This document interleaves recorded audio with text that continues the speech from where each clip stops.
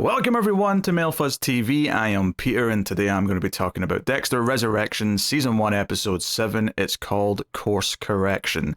So spoilers for the episode as always, and this is a Patreon sponsored review, so thank you very much to Cindy for picking the show. So I came out of this one with a few positive things to say, I'll admit. I think there's some fun choices in here that were either entertaining or played nicely with what they've been doing so far. Maybe the biggest thing that made me happy, honestly, is just some of the pitfalls that they seem to avoid. One of my big complaints at the start of the season, and indeed one of my complaints with Dexter in general, even back in the original show, once it was somewhere reasonably in its run, was the whole, like, people kind of suspect Dexter, but they're not just outright saying it, and they both pretend to kind of be nice and cordial, but you know, like they're trying to like do the tension under the table. But it's so overplayed in Dexter that as soon as Batista started doing that back in like episode 1 and 2, I was just already sick of it. I didn't want to see it. It was the worst part of the episode for me by a fair part. Here though, while there's a little bit of pretending in front of Blessing and his family when they do reunite at the end of the episode, as soon as they get in the car together, the tone completely changes, and Batista just flat starts saying things like, you're going to pay, you're going to answer for the things you've done to so and so.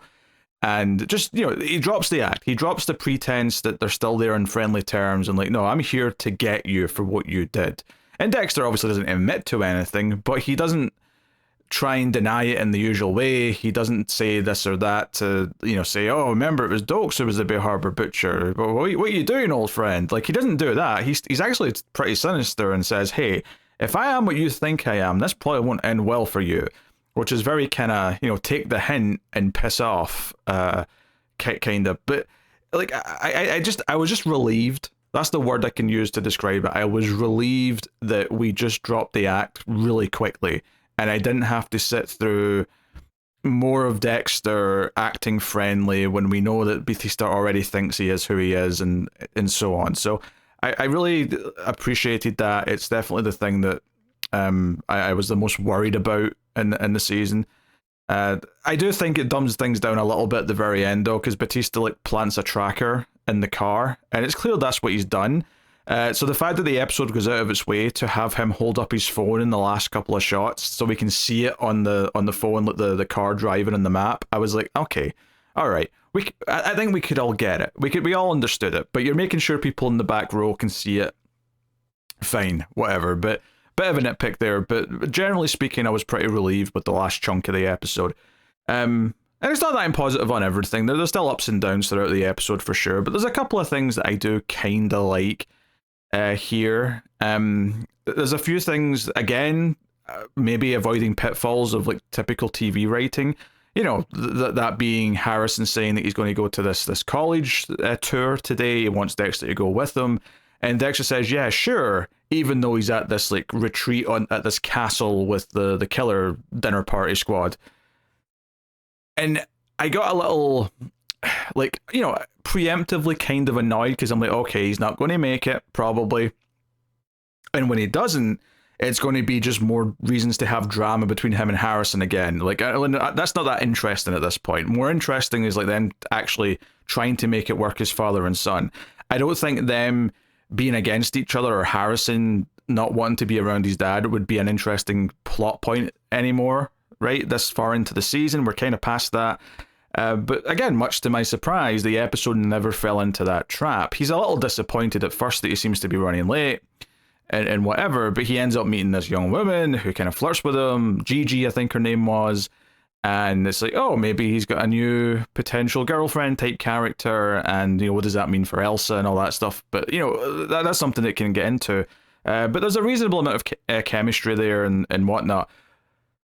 So I appreciated that it didn't do the obvious thing, and I appreciated that Dexter, once he does show up right in the middle of the talk, I really liked that Harrison wasn't mad at him and didn't like make a little thing out of it. Like, a lot of TV shows would do the drama thing where he's mad for him being late and all the rest of it. I'm so glad that it just didn't do that. That was nice. And then that's before we even get to the thing that I liked here that wasn't a pitfall that it avoided, right? Because it's one thing saying, hey, you didn't do the shit thing I expected you to do, right? That's almost like a backhanded compliment in some ways. But, that was the expectations going into some of this stuff. What I do like about this, though, is that this college that Harrison's going to is like a sort of criminology and, forensics college, right? He's basically inspired by his father to go into the line of police work in some form. Now, whether he ends up being a forensic person, probably not. I assume he'd have to specialize in the sciences side of things to do that. But he's going to this type of place, and he mentions it to Elsa, who like recommends it because she has a cousin or someone who went there, and this leads to something that at face value at first felt like a bit of a whoa, that's a weird coinkydink. But when he goes into the lecture hall, right? Now, admittedly, why they're having like a lecture on a serial killer during the tour, I guess it's like a taster of the type of class you might get once you actually take the course. But Lady Cop, Claudette, is there. And she sees Harrison, and Harrison, shits a brick, basically, almost tries to leave, but can't get back out the door, so he takes his seat. If I have a nitpick, and I do, I'm going to always have the nitpicks, I think, with the show, is I do think, I think the actor playing Harrison is fine, typically. The one thing that bothers me about him is that when he is in these moments where he's scared or anxious and, I feel like, and maybe this is intentional, that Harrison's poker face is supposed to be terrible, but the way he looks at Claudette and then starts sort of quivering and, it looks really intense, makes him look the guiltiest person in the world. It makes him look instantly like he's completely and this is not the first time he's had that look in his face, particularly when dealing with Claudette and all the stuff with the murder. That said, though, the reason why I say I think it's at least pretty intentional in this case is that obviously the way this all plays out with Dexter showing up after the fact, because we have him here, right? And Claudette pauses and looks at him and kind of goes back to what she was doing because she's going to give this talk, right? She's here to give a talk, it turns out, about the New York Ripper and talking about the case and all that. Dexter arrives a little bit into the lecture. He's late. Gigi's noticed him. She was looking out for a dad who'd lost his son and directed him inside. And again, there's a moment where Claudette looks up and sees him and has this moment of, what the hell?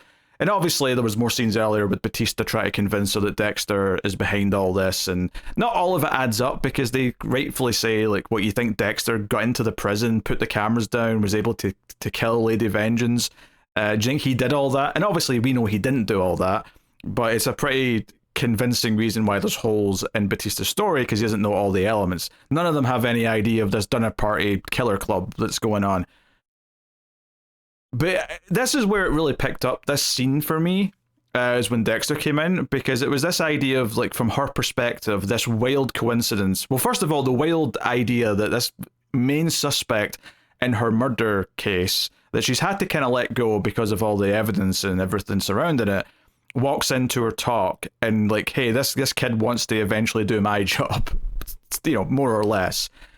And then Dexter, the one she's been told repeatedly is the Bay Harbor butcher from Batista, and has not even met yet, walks in minutes later. So I kind of like the 1-2 punch of that a little bit. It took away from the initial coincidence to being this kind of staggered thing throughout the scene that gave it a little bit of oomph. And then you have to have Dexter and Harrison sitting together as she's giving this talk, and they're both just kind of quietly going, "Did you know she was going to be here?" And "No, I had no idea." And they're both kind of sitting there together. And this is where I'm coming back to this idea that Harrison shitting a brick when he first came in and wanting to run away kind of feels really intentional to me, because I think the idea here is that Dexter comes in and he effectively was able to give Harrison the support that he needs. All of a sudden, Harrison's not facing Claudette alone. So at the end of the talk, when Claudette wants to talk to them, Harrison lets Dexter take the lead. Dad comes in and knows how to do this and handles it. And honestly, I've been very critical of Claudette as a character. I don't like a lot of her gimmicks. They didn't have the Staying Alive BG's bit this episode, at least, so that was nice. But I have been very critical of her character and how kind of much of a caricature she kind of is. I kind of like this scene though, and I like this conversation they have for a couple of reasons. One, I enjoy Dexter laying lies, but convincing enough seeds as to why Batista shouldn't be trusted, right? It felt like he was in the swing of things, because when she even says, "Hey, you're taking after your dad," he's like, "Wait, what do you mean by that?" It's like, "You worked at Miami Police," and he's like, "Ah, yes, yes, yes." Clearly, obviously, Dexter didn't know or would be aware that she would have known that yet.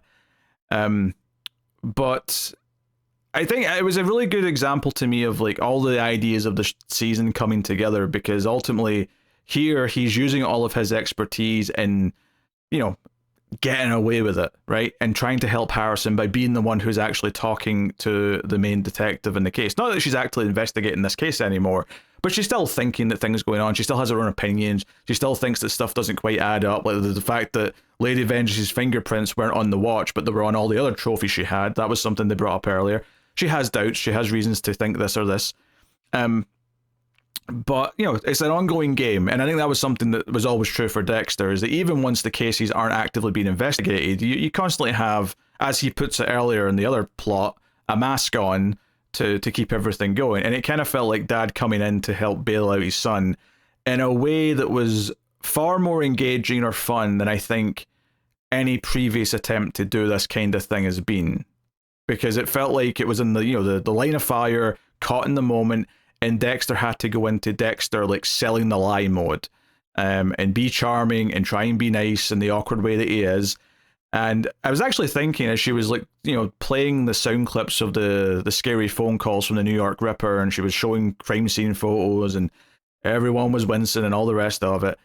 I was sitting thinking, like, is Dexter going to notice something in these photos as a blood pattern expert, right? That's something that's not really come up as much this season, because he's not really been doing that. And I was thinking something was going to come up. And what's so funny is that he kind of does bring something up and kind of like looks kind of like a badass and like throws it in, not throws it in her face, but like acts kind of cool. Like, oh, I just kind of corrected one of your like assumptions or one of your, details that you mentioned in your talk.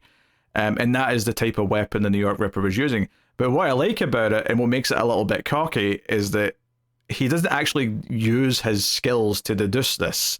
He pretends that he does. He looks at the photo on the screen and says, "Hey, like, because of this blood pattern, I suspect that the weapon's longer, maybe has a hook and a handle to be swung." He doesn't quite say what it is exactly, but he describes it. But he doesn't know any of this because he's using his blood pattern analysis skills. He knows this because he saw the weapon in the trophy room episodes ago. So he kind of gets to be a little cocky at the end of the scene, and I kind of like that he had, like, I like that he cheated effectively. Like, I thought that made it more fun. I don't think I've enjoyed any scene where Claudette's been talking to Harrison this season. I think they've always been some of the weakest elements of the show. I've never enjoyed the investigation side of it, from that perspective, at least from the conversation, interrogation parts. And I think this was the first time I'd really enjoyed that, because it felt like, as much as she's a bit of a caricature, it felt like, oh, you've been setting her up to be this genius detective all season, and now you're actually putting her in a room with Dexter, and he's doing all of his shtick to like try and, circumvent any suspicion. And it's kind of like, well, I'm sure she'll be suspicious, but is she going to have anything to actually act on? Is she going to have anything to prove? Is she going to have anything to, so on and so on? Like, I don't think it's as effective as maybe the show wants it to be, but there was still a little bit of that fun element of like, what would I call it? I guess like Clash of the Titans, like in a weird way. Not the story Clash of the Titans, just the concept of like two characters who have been built up to be very good at something, or but very good at the opposites of something, and they finally meet on screen after like, a long time. And we're 7 episodes into the show. We're kind of at the end of Act 2, give or take, of the entire story. So it's this idea of like, you've been building her up, we know how good he is at this, and you're finally putting him in a room, but he's doing it all in front of his son, where his son can be kind of impressed and feel relieved himself that the Dexter's there to help kind of take him through this. Like, all this idea that, Dexter's in his head has been talking to his dad, and he's been even saying to Harrison once or twice, "I want to be there for you, I want to be a father to you." This scene felt like him using his very unique skill set to actually be there for him. It's one thing, him trying to like clean up a few crime scene bits behind his back or stash the watch. Like, that's obviously helping too, but this felt like it was like actually like a father. This was like a melding of his skill set and what an actual father would do by just standing there and actually handling the conversation a little bit to protect him. And I don't know, like I thought this was actually a smart, fairly well put together scene for the most part. And even the fact that I don't think her character's that strongly written most of the time, it still felt like a big deal having this meeting happen. So credit where credit's due. I think it's the standout overall chunk of the episode for me is this stuff. So, because I mean, her earlier scene with Batista, I didn't particularly like, because it was mostly Batista saying, "Hey, I'm convinced Dexter's behind this," and even she's like, we can't do anything. Like, all this, she admits that there's stuff that don't add up, and there's details she doesn't like that she can't clear, but even she's like, no, we're kind of ready to move on now. There's not much we can do at this point. Obviously, seeing Dexter show up, I'm sure has got her gears turning in her head. But I think, I think if... I'm not saying that the scene would be even better if we hadn't seen her earlier in the episode. I think the shock of seeing her might have hit a little bit more if we hadn't seen her earlier in the episode. Because it's not like we had to reintroduce her for the audience before we had her pop up, because she's been in every episode pretty much since episode 2, so no one's going to have forgotten her. But I do wonder if, like, I'd have nothing but positive things to say about her scenes this episode if that scene with Batista and her partner wasn't there from earlier in the episode. All the stuff with the killers in the house in Gemini, which obviously was the big cliffhanger from last episode, was the twin stuff. That stuff's okay. Like, I didn't, I didn't like it as much as what I just talked about, but I thought it was fine in the way it was handled. I think Dexter having to make his presentation, but kind of pivoting because he doesn't really want to talk about the process because it's not really his process.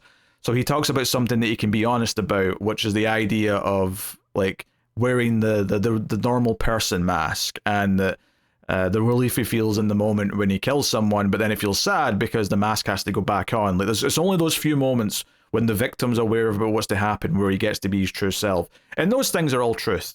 And this seems to hit hard for everyone in the room. They all seem to relate to it. Even Uma Thurman's character looks like she's tearing up a little bit almost, getting uncomfortable when she's hearing some of this. Alternatively, a ponytail guy, Al, I think his name is, he shows footage of him getting a victim and killing her. It's pretty tame, because I was actually thinking as it was starting, as he was like, he's cycling with the camera on his helmet, and there's a jogger that he's going to, pretend that he's hurt to lure her over, and then he grabs her and strangles her. I was worried at the start, how much of a snuff film is this going to feel like? Because that's effectively what it is.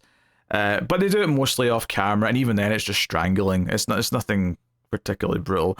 Not that I don't mind a nice brutal. I've seen Henry Portrait of a Serial Killer. I'm well versed and well prepared, but I just wondered if it would maybe go against the pulpiness, even though obviously there's violence on Dexter. Would it feel a little bit too disturbing almost to have like a proper snuff movie? But they kind of kept it pretty tame, to be honest. So didn't really feel much one way or the other. Like there's a lot of talk about what's happening. Gemini even brings up, hey, I wonder what's different this year that all this weird stuff's been happening. So there's a lot of that going on, a lot of suspicion from him. Dexter, though, ends up making a big play, and it notably comes after he's had a one-on-one with Dinklage's character, because Dinklage wants to speak to him after his presentation, saying that he loved it, saying that he was very vulnerable and honest, and he opens up about his past, and that it was actually the guy that ran into his car and killed his parents that sparked his interest in meeting serial killers, because he started seeing him in prison. He wrote him a letter first, which he got a response for, and he started going to see him at the prison, and eventually the guy admitted that he intentionally hit the car and that he's killed people before, and this was the first time he'd ever heard these, admissions. It's the first time he'd ever gotten interest, and he felt like he felt he could relate to it in some way, freed by it. He would never feel scared again because he'd understood why it happened, kind of thing. He goes into a lot of detail and has a drink with Dexter. And the reason why I'm bringing all this up, other than just mention it for possible potential story importance later, but his backstory, is that I think it's important that this happens before what he does with Gemini, because I think it's setting the scene for Dinklage's character believing Dexter, right? Believing what the story is going to be when he does something. Obviously, part of it is also to make it look like Gemini attacks him, which is, so people see it happen because he breaks the bottle and whatnot. But I mean, they don't see him break the bottle, but they hear that, and then they see the kerfuffle, and Gemini's clearly holding the broken bottle. But yeah, Dexter's whole tactic is to go over and basically say that he's figured out that there's two of them, which Gemini is very uncomfortable about. But then, he kind of keeps saying about how much of a fan he is. He's just as egotistical as his brother, it turns out, and he's going on and on. And then ultimately, when he says, "Oh, me and my brother have developed a very sophisticated way to communicate," and Dexter just hits him with, like leaving notes in bookstores, and the head snaps towards him, and he basically says, "Hey, is it true twins feel each other's pain? Did you feel something about 8 o'clock last night? Because that's when I stabbed your brother in the chest." And he's basically revving him up, making him upset. Kind of, it's all about making him act out, which he does, and then Dexter ultimately, in defending himself, quote unquote, stabs him in the neck with the broken bottle and keeps a bit of the glass, so he's got a bit of blood for his trophies later on, which notably he puts on the same slide as the other Gemini killer, so he's got both of them. And because Dexter then claims that he was saying that, he was killing the others and stuff, he's basically throwing him under the bus for the first kill that he did as well. So now, in theory, he won't be suspected. And Dinklage buys all this immediately. He's like, "Oh, we're lucky Red was here. We're lucky he was here to stop this." So on and so on. So, this was all fine. I didn't feel particularly strongly. There's a couple of small details that were okay, I thought, but it was at least a bit of a rush in the moment where Dexter just started admitting what he'd done to the Gemini killer about his brother. I thought, like, at least there was some excitement kind of bubbling up quite quickly. And I think maybe my biggest, like, compliment I would give that is that I guess I thought it was going to drag out longer, and I think I was happy it was over. And I think the reason why I was happy it was over is because maybe I wasn't like in love with everything at this mansion up until this point in the episode. Like, it was perfectly fine, it was well performed and all the rest of it, and it made sense, what they were doing to a point. But I think that I guess I wouldn't say I was bored necessarily, or that it was like weak, but I definitely wasn't all that excited at the prospect of dragging all this out and like this. As soon as Gemini especially kind of like suggested maybe the new guys behind this, I was like, oh, is this going to be something we drag out for a couple of episodes until the finale or something? So this kind of rush to deal with it quickly felt like a nice thing. Admittedly, you could argue as well, though, that we had the big reveal that Gemini had a brother at the end of last episode and he's already gone. So I could see the argument that maybe it was handled too quick. But I think the actual kind of milking of it is something, again, much like the Batista stuff, that I'm like, I don't really think this show, and I mean this since the start of the original show, has typically been amazing at least once it had done it once or twice, and you sort of got used to how it handles it. So I kind of appreciated that it wrapped up that side of things fairly quickly. And Dinklage invites him to one more dinner for the end of their festivities, which he's going to go to. So we'll see how things play out. It is worth mentioning that Uma Thurman's not as quick to believe everything he's saying. Like, she's very hesitant to put her gun down, and I think she's still side-eyeing him, which, much like Claudette, the cop, there's a lot of side-eyeing going on with Dexter, as potentially being one who's behind things. But also, there's a little moment where Dexter's waiting on Harrison when Harrison's like flirting with the girl still, Gigi, after the talk, where she makes it clear she's flirting with him and he asks for her numbers, it's whatever. But his dad, Dexter's dad, Harry, in his head, says he's proud of him, talks about being a father, blah, blah, blah. And he brings a little comment before he disappears where he says, oh, I wish I could be there to see him graduate. And then Dexter says, but you will be there, implying that you're in my head. You're always around. And he looks over and he's gone. So I don't think he's necessarily gone for good right now, but it does kind of seem like maybe they're teeing up the idea that he'll stop seeing Harry in his head once he's like achieved, either because he's going to die soon, which I don't necessarily think that's going to happen because they probably are hoping for more seasons.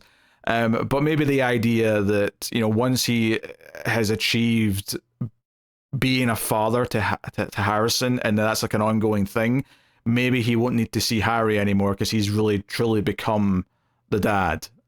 Maybe that's what they're going for. But regardless, it seemed like they were teeing something up there. And maybe part of it is just because, James Remar is obviously, he was already older than Dexter back in the original show. And now it's been 20 years. So maybe they're just saying, we'll let James Remar off the hook because he's getting really old. So maybe that's the idea. I don't know. But I mean, I like James Remar. He's a nice presence to have around. But yeah. So yeah, I mean, I guess I'm fairly positive on this episode. Like, I think it maybe pacing wise, the first half does drag a little bit. Right, I think the first half of the episode, the same with the cops, all the stuff with the early stuff in the mansion, with building up to the presentations and the having the drinks together, and even Batista going to see Blessing and asking some questions. Oh, that was the other moment I actually quite liked, is when Dexter comes home and he's putting his blood slide in, and he hears music coming from upstairs.